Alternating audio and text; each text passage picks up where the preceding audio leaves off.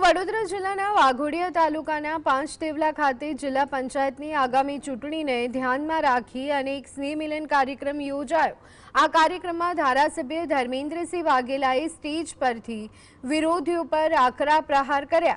તેમણે પૂર્વ દબંગ ધારાસભ્યનું નામ લીધા વિના જ કટાક્ષ કરતા જણાવ્યું હતું કે આવનારી ચૂંટણીમાં કોઈ બહુરૂપિયું તમારા ગામમાં આવે તો તેને પ્રવેશમાં ન દેતા અને જો આવે તો તેને જૂતાનો હાર પહેરાવી રવાના કરજો।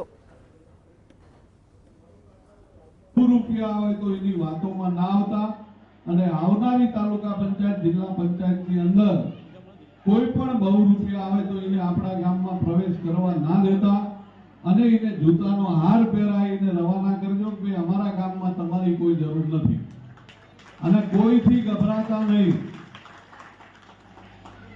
હું ધારાસભ્ય નહીં, તમે બધા